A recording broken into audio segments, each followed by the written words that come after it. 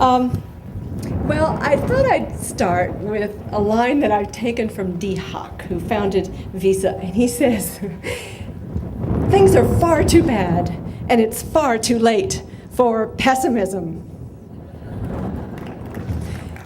And I think that is the spirit of this fair, and hopefully the spirit of what I'm trying to do in my life. And you know, when I hear that, I also think, gosh, you know, it was just a month ago that in one day, I read that MIT scientists are now saying that global heating is going to be twice as severe as they were estimating just 6 years ago.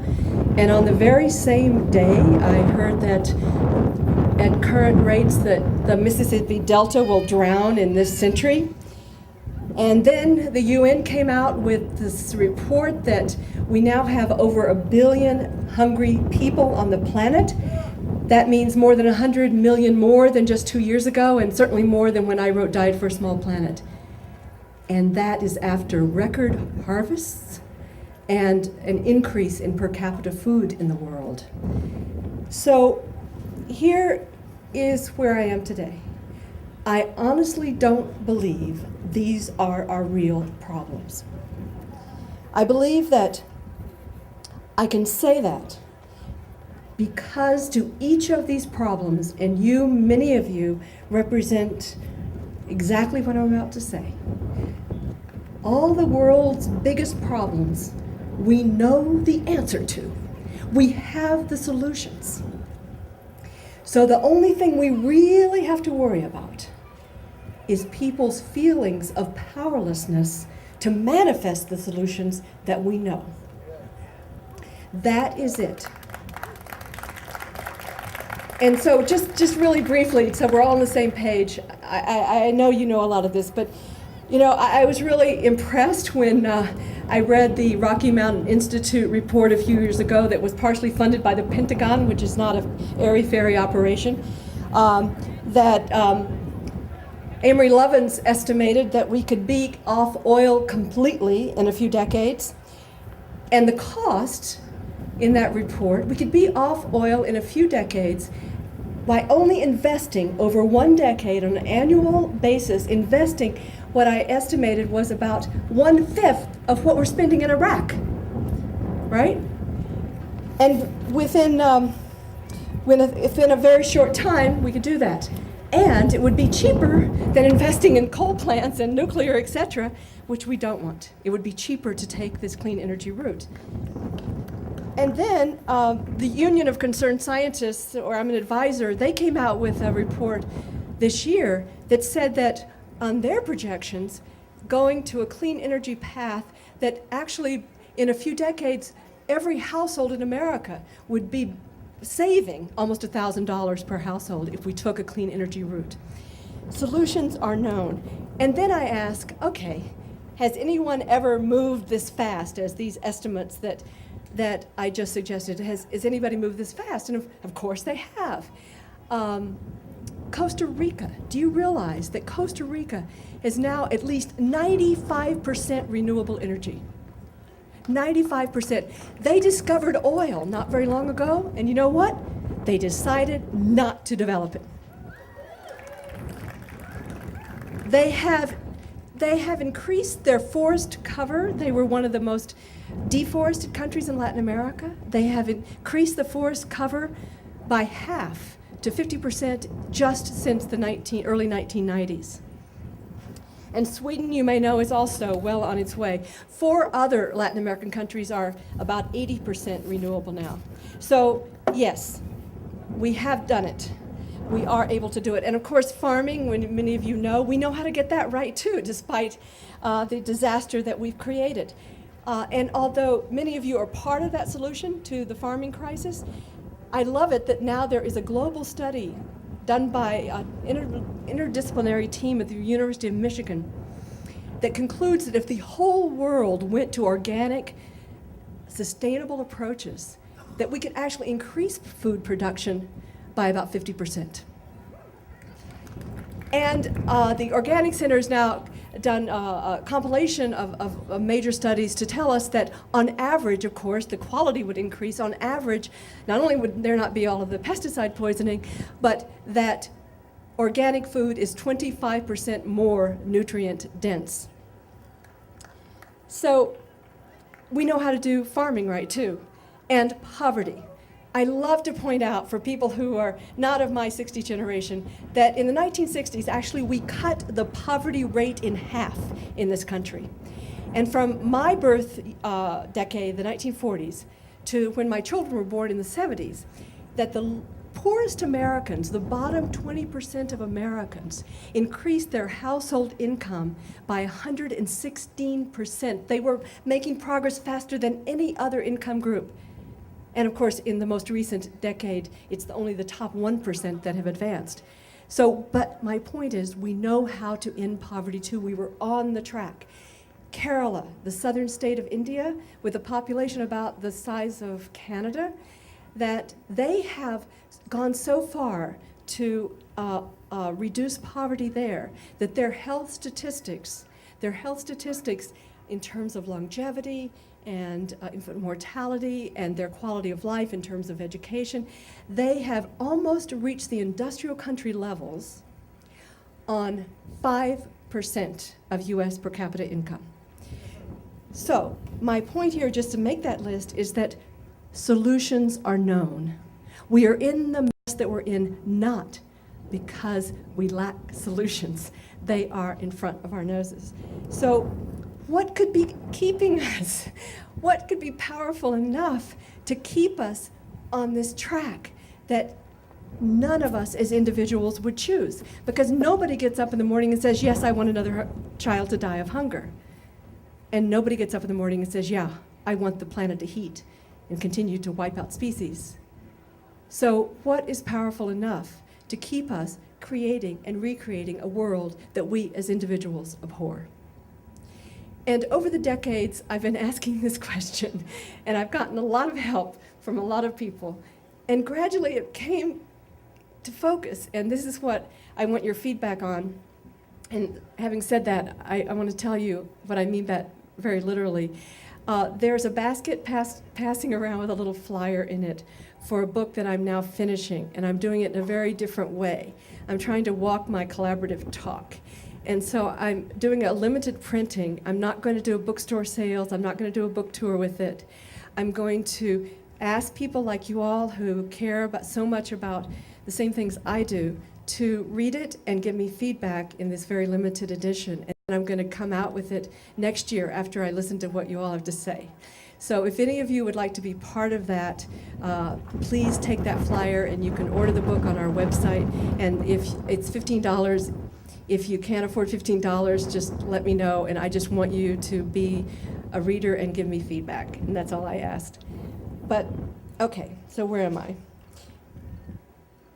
So what I've come to see then, over these decades of struggling to make sense of this, is that there's only one thing powerful enough to keep us creating this world. And that is the power of ideas. The power of ideas. What I mean by this is one of the unique characteristics of being human is that we see the world according to what my daughter and I call mental map. This idea really came clear to me from the philosopher Erich Fromm, who wrote the book, The Anatomy of Human Destructiveness. We see the world through blinders, if you will. That's just who we are. They determine what we can see and what we cannot see. And that's all fine, that's all okay, if the mental map that we absorb like an invisible ether, if that mental map is life-serving. But my challenge to us right now is that I believe that the dominant map is fundamentally life-destroying. And therefore, we have to dredge up what are these ideas that we absorb in our culture and are now moving throughout the world. What are these ideas that are taking us down? And we have to reverse them, and we have to move toward life. And so that is the root of our powerlessness, is the false ideas. And I say false in a very particular way. What I mean is that the dominant ideas are malaligned. Malaligned, that is badly aligned with nature itself, with ecology, and with human nature. And that's why we're going down the tubes. And so, let me just explain what I mean. The dominant message that I started absorbing once I was born in 1944 is that fundamentally, at the heart of this worldview is the premise of lack, a premise of scarcity, that there's not enough of anything. There's not enough food, there's not enough energy, there's not enough love, there's not enough anything. And so basically it is a worldview based on fear of being without. Now, it's not just without goods. There's also the premise at the very heart of what we absorb in our culture is a lack of goodness too. Because we're told that if you strip away, told in a implicit way often, but sometimes quite explicit, that if you peel away the fluff of human nature and get down to its essence, it is what? It is selfish and materialistic and competitive. That's what we can count on. Now, if we really believe that caricature about ourselves, where does it take us?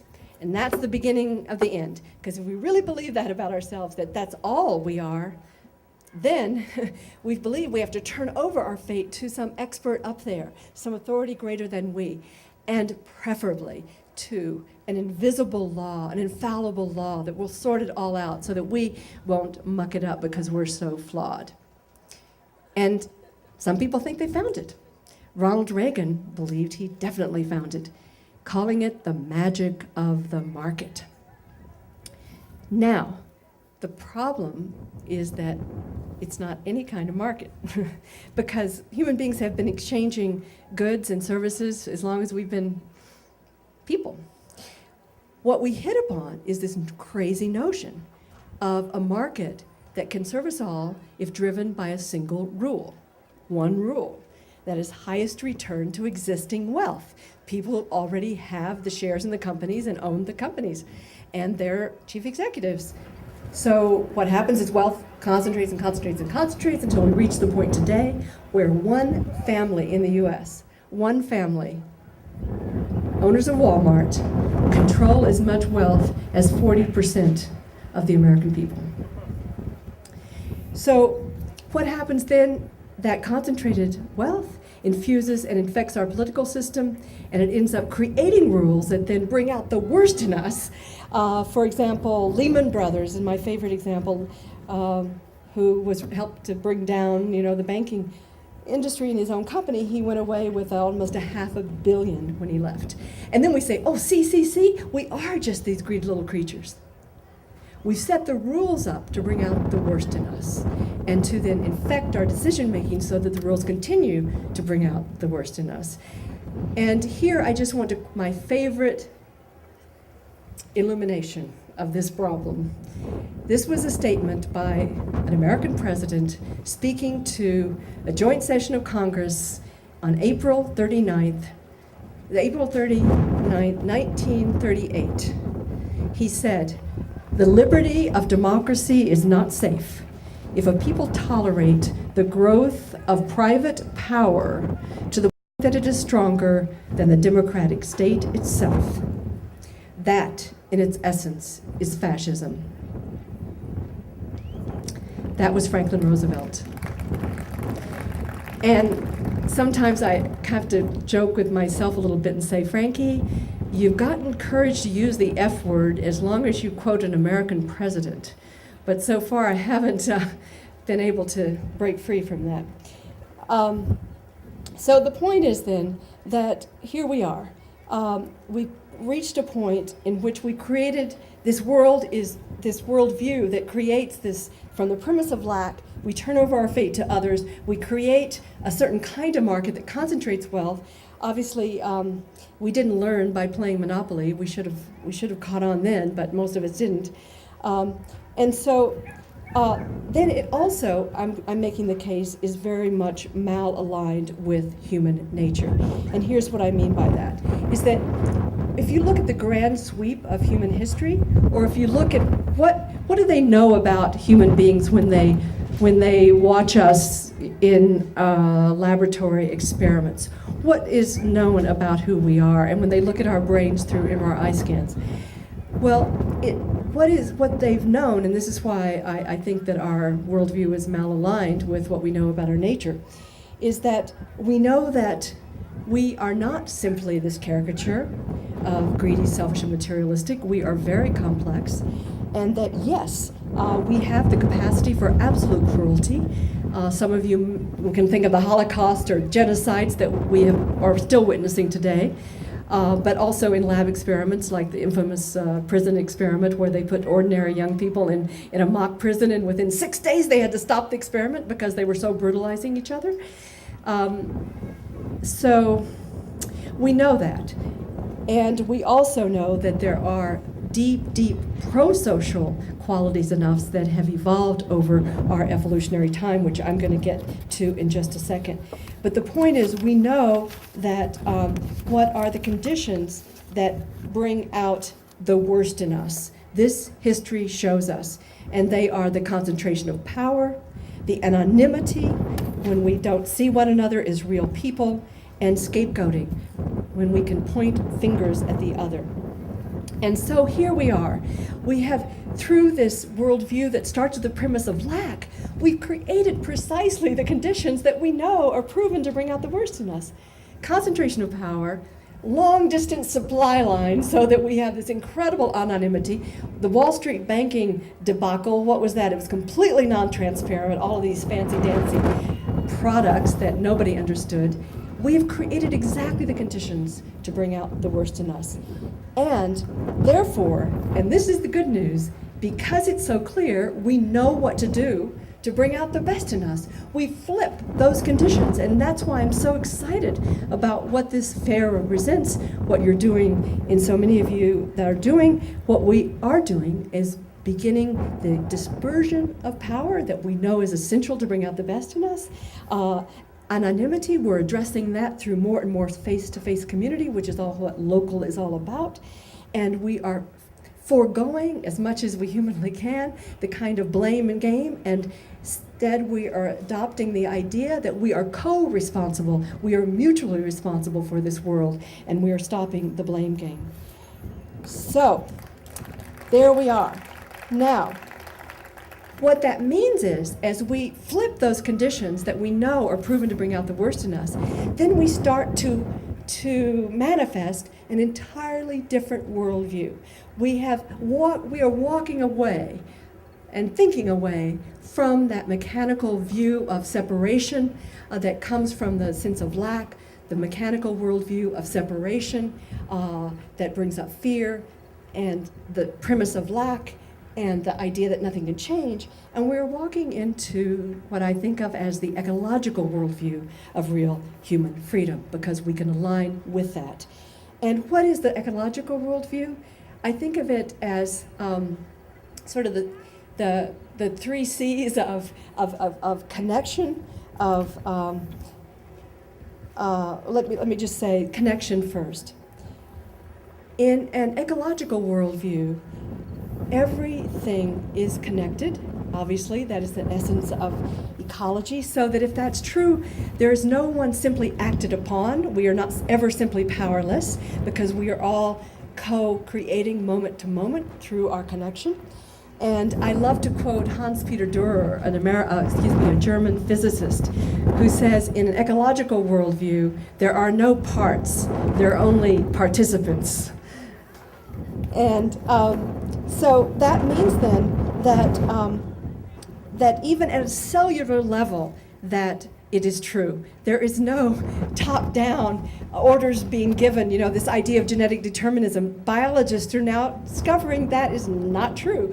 Even at a cellular level, if you read a beautiful book called The Music of Life by Oxford physiologist, he talks about this so beautifully. He even uses the word cellular democracy in a way, as everything is created through the context that it operates in, and that's why genetically modified organism approach is so anti-real science.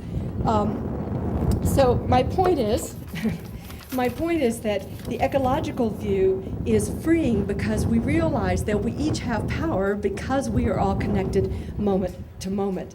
And so that means then also that we accept that change is the nature of life, and therefore the sense of this co-creation and continuous change opens us to the idea of possibility. That is the essence of the ecological worldview. If the essence of the mechanical worldview is scarcity, lack, and stasis, then really walking, embedding ourselves in ecology means connection and change and co-creation. So here we are, though. I want to now just turn a bit to what keeps us trapped in the mechanical worldview of fear and sense of fear of being without. And so I just want to take on briefly, if the rain doesn't start too hard, that what are some of the messages that we receive still in our environmental movement that can keep us from walking into and being part of the birthing of a true ecological worldview. And I just want to take on five messages that I'd like to get your feedback, as I say, in how to reframe. And one of the messages that I hear often in the environmental movement is this, that we've hit the limits, that we've got to power down, we've got to get used to, the Earth hour, the turning out the lights, we've got to get used to the darker world. And in this, I was moved when I read an ecological textbook called Ecological Economics. And the authors of it say that, they write, quote, that fossil fuels freed us from the fixed energy flow of the sun. And I go, wait a minute, wait a minute. If there's one thing, that I've learned that's, in all practical terms, not fixed, it is the energy of the sun. German energy expert Hermann Scheer points out that every day the sun provides us with 15,000 times the dose of energy that we're currently using. So we can't really stop it. It's not even renewable, it's just renewing. So when economists talk then about fossil fuels freeing us, it can also make us forget fossil fuels have entrapped us. Fossil fuels have enslaved us by their very concentration, and it takes so much concentrated capital to tap them. They have concentrated social power too. All we have to do is think of Exxon, for example. I think it was, last estimate was $1,400 every second in profit to that company. So it may be that actually when humanity looks back in years hence, that they will see the end of oil as the beginning of real human freedom.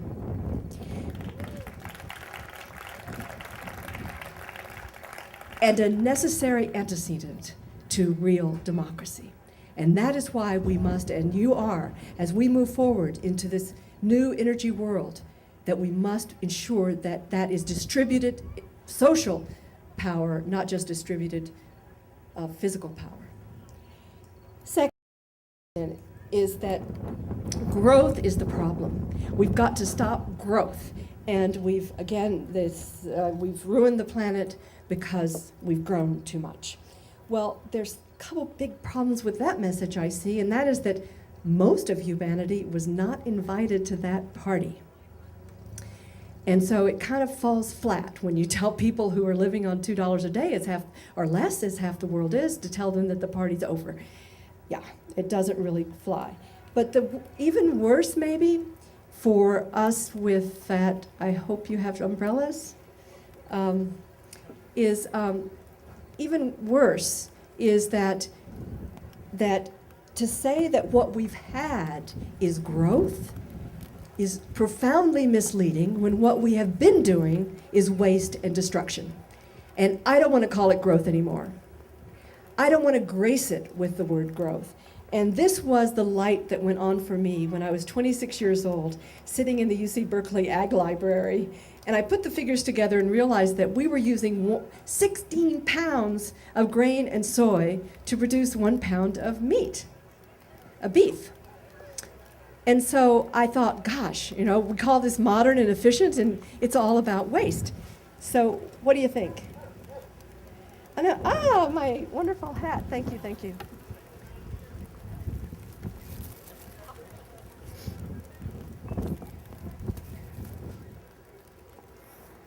So if my ink doesn't run too much on this page. So the point is then that I realized, I thought, oh my gosh, this waste in our food system. I usually say I can't talk unless I can see the whites in your eyes, but I guess this will have to be an exception. So where am I? Okay, so there I was, 26 years old in the UC Berkeley Library, and I put these numbers together, and I said, wait a minute, they call this efficient and productive. This is a system that is taking the enormous abundance of the world and actually generating scarcity. We have created a protein disposal system in America. And then I thought, oh, well, this has got to be the exception. This can't be the rule.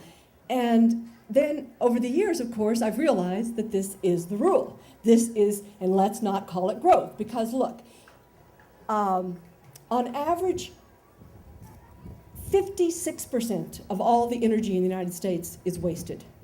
Amory Lovins estimates that in a typical American automobile, 87% is wasted relative to what we need to move ourselves. Almost half, between 40 and 50% of all the food that is grown in America is wasted, not even counting the shrinking that I was just talking about, and on and on. So my suggestion is that we not use growth to describe what we've been doing, and let's call it what it is. It's economics of waste and destruction. Economics of waste and destruction is what we've been doing. And let's reserve the word growth for that which enhances life in all its forms. So, okay, and that means then that we have to create rules that bring out the best in us. And the problem is then we get to three other messages that I think are standing in our way. And one of them is just a pretty simple message that I read among a number of environmentalists who I adore, like E.O. Wilson. He's fond of saying, for example, that to solve the environmental crisis, of which he's such a brilliant contributor to solutions, but he says we have to change, we got to get over Stone Age emotions. And the British writer, who's very well regarded, he writes about how we have to overcome the millions of years of evolution. And I think, oh my God, if I really believe that to turn things around we have to change human nature, I would be totally depressed and despondent. So this is the other message of lack that I mentioned that's dragging us down, the lack of goodness in our nature, the lack of the positive. And so I just want to dwell here for a moment because it's so, so important, foundational. And that, yes, I've already mentioned that we can be incredibly brutal to one another under the wrong conditions of concentrated power, anonymity, and scapegoating. But what is distinguishing, what makes human beings, is that not that we're competitive, other species are competitive, but that we are incredibly social and cooperative. And it shows up in a number of distinct qualities. I'm just going to take a moment to tick them off. Number one, yes, cooperation. They looked at our brains, and scientists at Emory University in Atlanta, they watched our brains when we were competing and cooperating, and they find that when human beings cooperate, that part of our brains light up, that is when we eat chocolate, right? Don't you love it? Of course, we are cooperators. We know now that anthropologists tell us that during all the time we were hunter-gatherers, that we were food sharers. That's what dominated our societies. We couldn't have survived if whenever there was food, everybody ate. We were cooperators as hunter-gatherers, which is over 90% of our evolution. And we also, on the cooperation theme and the enjoyment of cooperation, I remember reading a study in Science a couple years ago where they gave groups of people chunks of money and said to one group, go spend it on yourself. The other group, go spend it on someone you love. And then they measured their happiness at the end. And they found, of course, the people who had given a gift were much happier. But what's so interesting to me is that the people were surprised. They thought that buying something for themselves would make them happier. They bought this idea of ourselves as being selfish. They'd internalized it. And yet they weren't that way themselves. And I also believe that connected very much is our natural empathy. I love to think that we're as empathetic as the rhesus monkeys, who will, bless their hearts, go for up to 12 days without eating. If to eat, they have to push a lever which would give us electric shock to another monkey. We are profoundly empathetic. Babies cry at the sound of other babies crying, but typically not at the sound of their own voice. So cooperation, empathy, these are hardwired in us. We are also, I believe, naturally oriented to be fair. And why is that? We evolved in tight-knit tribes where we knew that unfairness would tear the community apart. And we know that community is what our own survival depends on. So Adam Smith, the philosopher who's associated with greed, but actually should not be, he wrote that we are in some peculiar manner tied, bound, and obliged to the observation of justice. And he understood it very much this way as part of what we had to be hardwired over our development.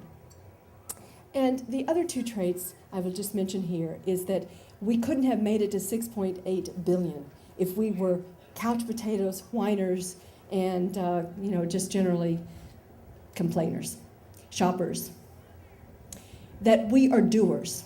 We need to make an imprint, as Erich Fromm put it. In fact, the philosopher Erich Fromm said that we should dump the idea of Descartes, I think, therefore I am, and actually what is really distinguishes human beings should be put this way: I am because I affect.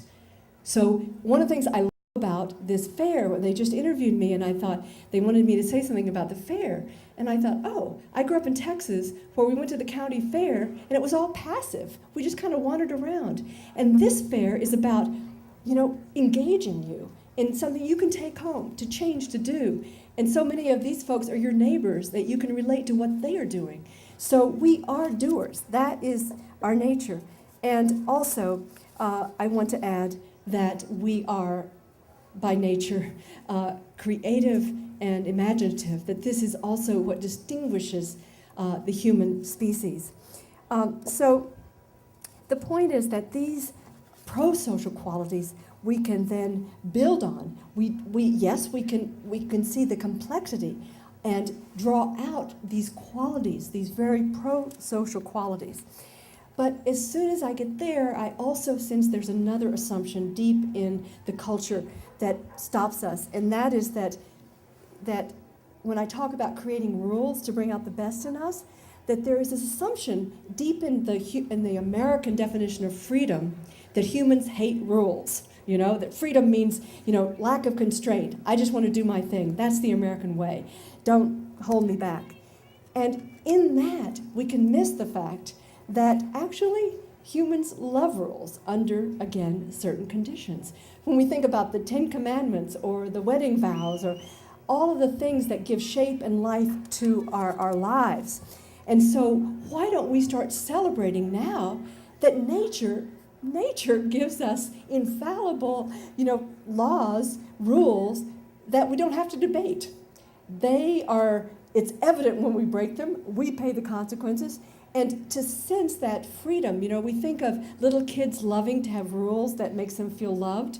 Well, I think if we can relate to nature that way, nature gives us some pretty beautiful rules to follow that we haven't been, and we're paying the consequences. But rather than feel like, oh, this is unhuman to accept them, we can say, oh, this is what gives our life shape and meaning. And that as we embrace the natural alignment, as alignment with nature's rules, then change can happen very fast. And that people will embrace the new rules very quickly. In this, I was just in Germany a few months ago and witnessed all the beautiful windmills. And as I talked to the Germans about the takeoff there of a very simple new set of rules, if you will, I think of them as the reward renewable law in Germany a little over a decade ago. And what it means is that any household that puts up solar or small wind installation is guaranteed that power will go into the grid at a price that they will be able to pay off their investment in a very short period of time. And now Germany has moved to 15% of its electricity from renewables and on track to reach half by 2030, something like that. 2040, I'm forgetting. The point is that 80% of these installations now on solar and wind, etc., are householders in Germany who are participating in taking advantage of this new guideline that is now in 40 countries, this approach also called feed-in tariff. I call it reward renewables. It was just passed in Fort Myers, Florida, very quickly because it made a lot of sense to people. It passed unanimously in that city. And I think also one of my favorite examples of how quickly rules can work and take off if they fit, if people may make sense to people, is when San Francisco banned plastic bags in most drugstores and other stores. And I think it was like 5 million plastic bags a month that were no longer there. And there was an interview with the guy who led the initiative in the city council, and he said, yeah, we got calls from this city and that city, and we got calls from Europe, and he said, I think we started a wildfire of common sense. And I think that's what we're about. We are starting a wildfire of common sense, and that people embraced it, and all these cities wanted to get on board because it made sense. So I think we can let go of this notion that just humans hate rules and really become aware that we love those that give meaning, direction, and improve our lives. Finally, the worst of the false messages, I believe, in so much of, or I hear among some of my buddies, is that, things are so desperate, things are so bad, that there's no time really to get democracy right. There's no time to create the real democracy that we need. We just have to figure out how to, coerce people a little bit, or trick them to do the right thing, or bribe them to do the right thing if needed. And I think this is the biggest mistake that we environmentalists can make.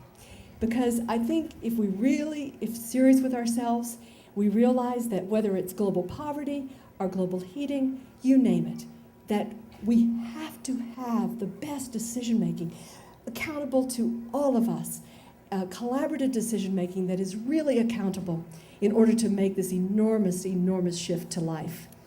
And so I think that I want to make sure that I'm going to make this clear what I'm talking about, as now Al Gore is also saying, the environmental crisis really is he says we can't solve the environmental crisis unless we solve the democracy crisis. And I would go even farther almost to say the environmental crisis is the democracy crisis. So what am I really saying? I'm saying that the power of ideas, as I began my talk, it's not just the power of ideas that are out there, but the power of ideas that are missing. So the powerful idea we have about democracy in this country that I grew up in is that democracy is a thing that I inherited. And there's nothing much for me to do except to maybe maybe vote and have to shop. But voting is optional. Shopping, we have to participate to keep the economy going, right? But it is a thing that I inherited. It's not something that pulls forth my enlivened engagement. It is something very passive, done for me or to me. And this is a problem. And so what I'm suggesting is that what you represent, what this movement that you're part of represents, it's not just an environmental movement. It is a democracy movement. We are redefining democracy as a living practice. I like to call it living democracy, because to me it has this nuance of, or it has kind of a double meaning of, it is something that is living, that we are evolving, and it is living in the sense that in the organic sense of an organism. And that we live it daily. It is not something done to us or for us, but what we create daily. It is not a set system, but a set of system values that permeate every aspect of life, not just political life. As you're showing, and many of you in your enterprises, that democracy also embraces economics, not just politics. And so, how many of you knew, for example, that when I think of democratic economics, I think of cooperatives? How many of you know that there are more members of cooperatives in the world today. More people are members of cooperatives than who own shares in publicly traded companies. And cooperatives provide 1/5 more jobs in the world today than multinational corporations do. So the ecology of democracy, then, is what we're talking about. It infuses every aspect of life, and including schools, including, as I say, economics, politics, schools, all aspects of culture. I think about the shift of young people into what I call apprentice citizenship through the typical languages, service learning, but I love to call it apprentice citizenship. And I met some wonderful people last night, your neighbors here, the Stinsons, at something Heart Farm, Happy Heart Farm, and they were talking to me last night about exactly this, that of an agri-corps where young people would be engaged in farms, helping out on farms and learning directly about farms.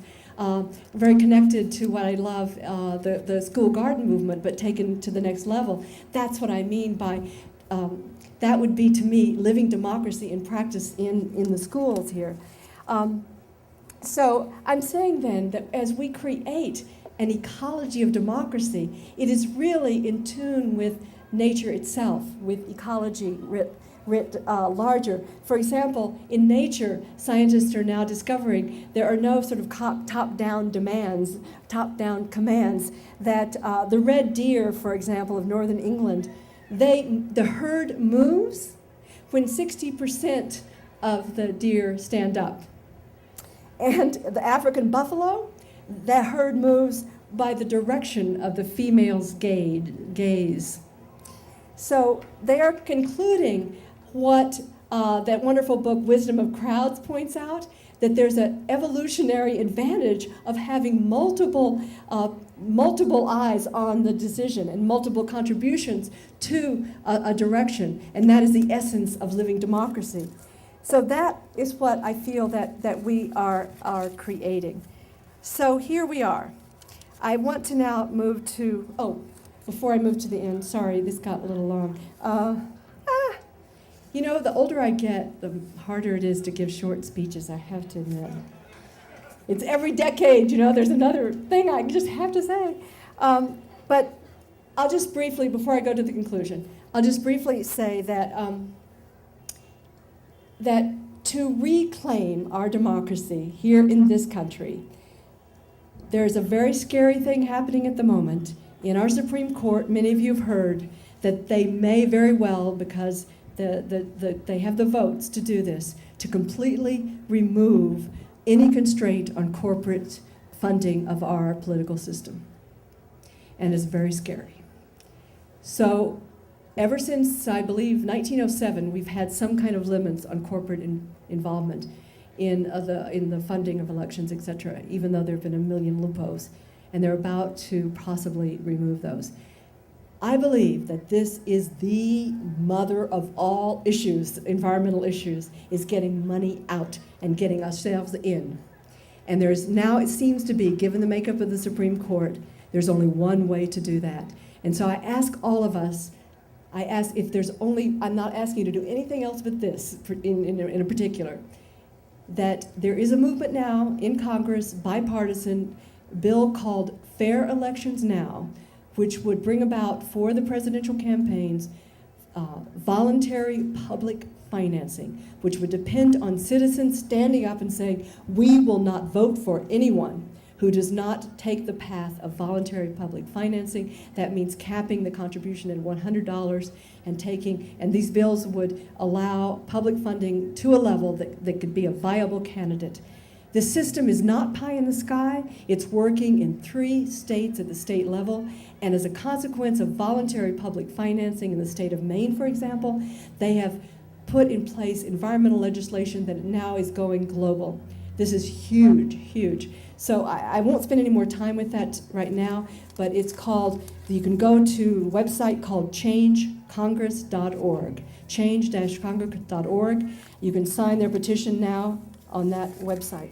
So I want to end, and I so appreciate your patience with the beautiful weather and with my long talk. I just want to end with a very personal note. I want to end with telling you what I'm working on inside my own being. And I'm working on developing what I call bold humility. Now, bold humility, there are two parts. Bold. Bold means that I recognize that I evolved, I'm a human being, I evolved in tightly knit tribes where I learned something very profound about fear. I learned that the scariest thing of all is to separate from the tribe. And they now know that separation, human separation, we experience as painful as physical pain. So that's how we're hardwired. Separating from the pack is scary. But now, here we are. We are in the 21st century where the hyper tribe is heading right over Victoria Falls. And so separating from the pack means life. But it still is going to bring up fear. That's how we're wired. For most of us, for this one of us, it does. And so we have to think of fear too as just an idea in part. Ideas can be more powerful than instinct. Just trust me on that. I could prove my case, but just trust me on that for a minute. Ideas more powerful than instinct. So we have to think of fear as an idea. And if we reframe fear as an idea, we can think of it when we're going to take a risk, to go out there, to be different from the crowd, to chart new pathways, which all these folks are doing here. We can say, oh, when that pounding heart begins, when the cold sweat begins, we can say, oh, that's not a verdict on me. That is simply information. And it may be information that I am exactly where I should be for myself and our planet. So I will share with you a very corny trick I use that my daughter says is too corny to share, but she's not here. So it's this.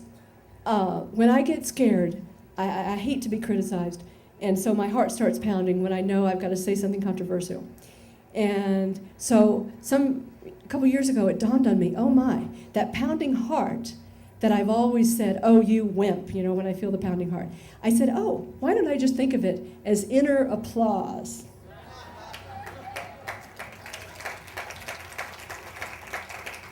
And it works. Now, so rethinking fear is maybe the most important thing we can do in our lives right now. So the humility part. And what I mean by the humility part is that I realized a few years ago, this is really humbling, I realized that all the things that most get me up in the morning, that most make me weep for joy, are movements that I would have given almost no chance of success when I was my children's age. In other words, in the 1970s, say, or the 60s. For example, if somebody had said, oh yeah, somebody's gonna plant 7 trees on Earth Day in 1977, and then it's gonna grow into 30 million trees in Kenya, I would have said, oh yeah, sure, that's not gonna happen.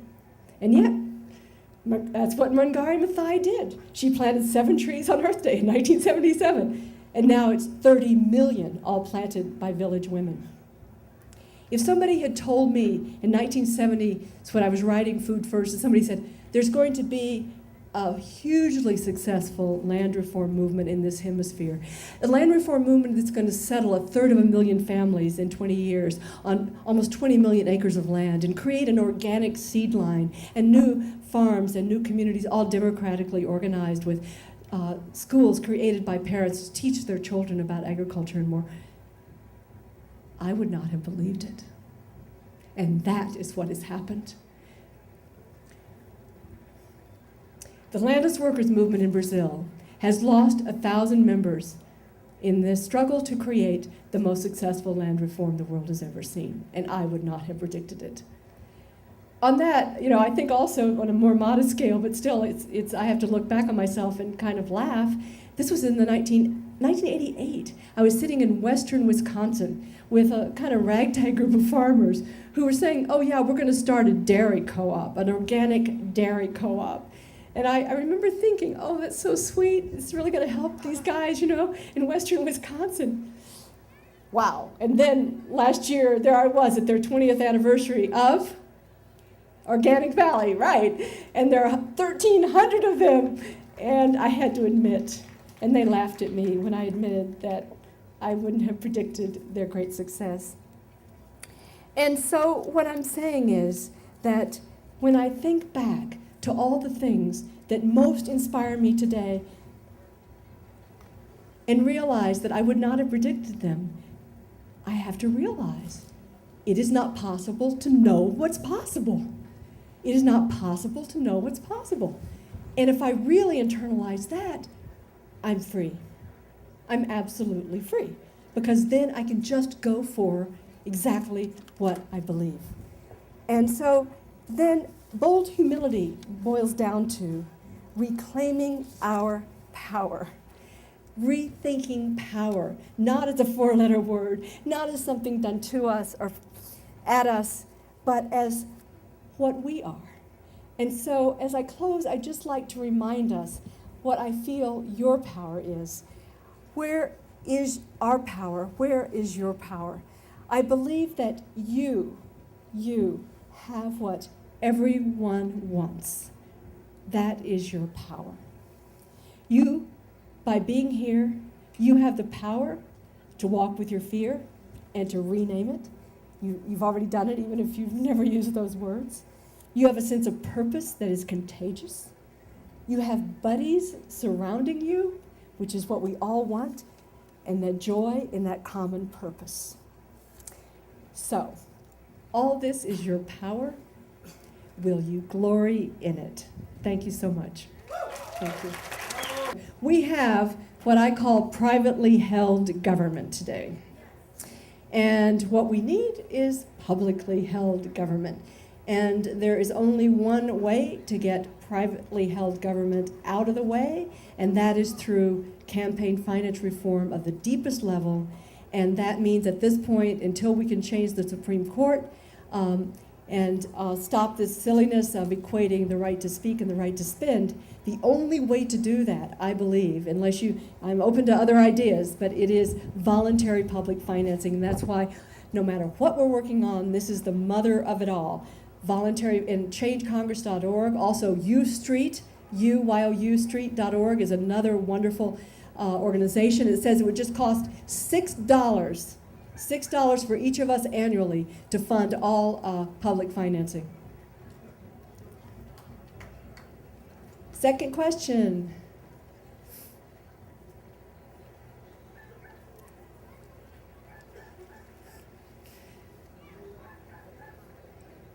Yes.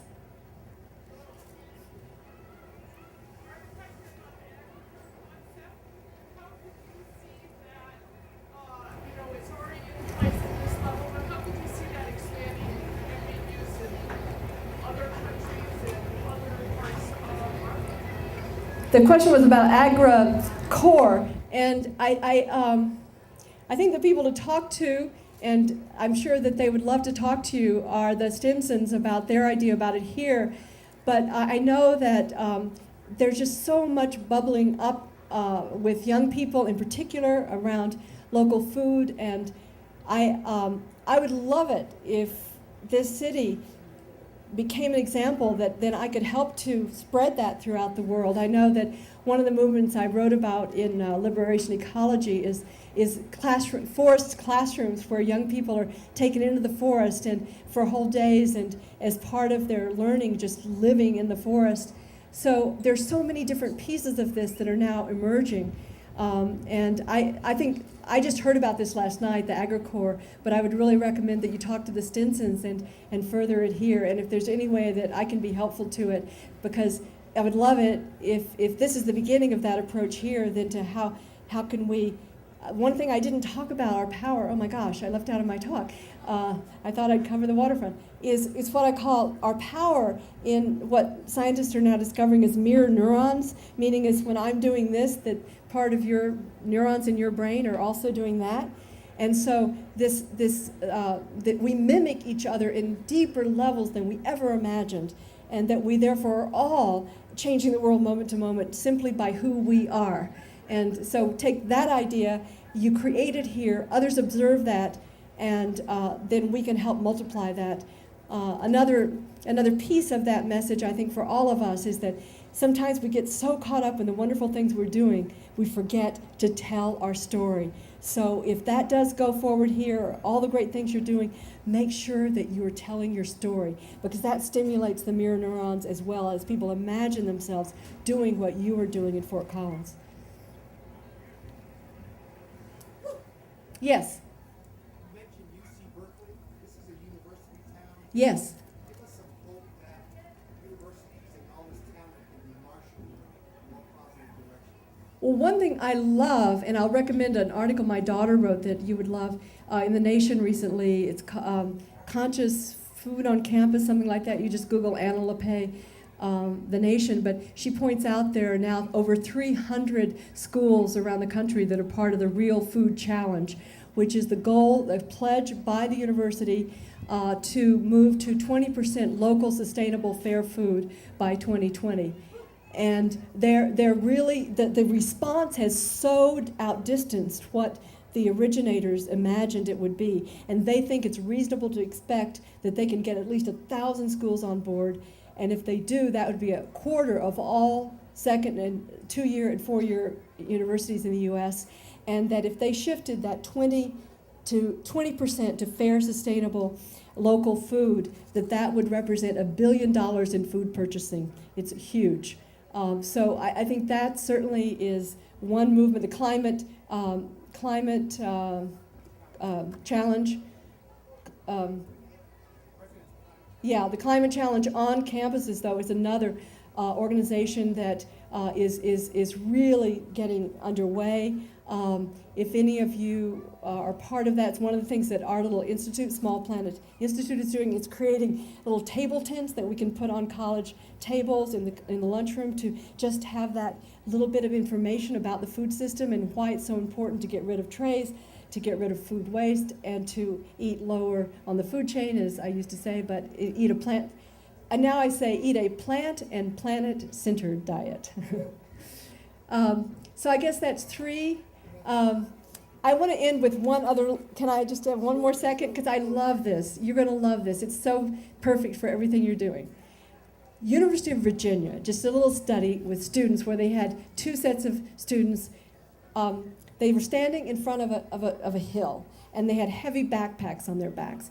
One group of the students had nobody standing next to them, and the other group had a friend standing next to them. And then they asked each group, how steep was that mountain? And guess what? People who had a friend next to them judged the hill to be significantly less steep than those who were alone. And the longer they knew each other, the lower the hill seemed to appear. And so that's the great gift that a community like this has. You are all lowering the incline by being such great buddies to each other. And thank you.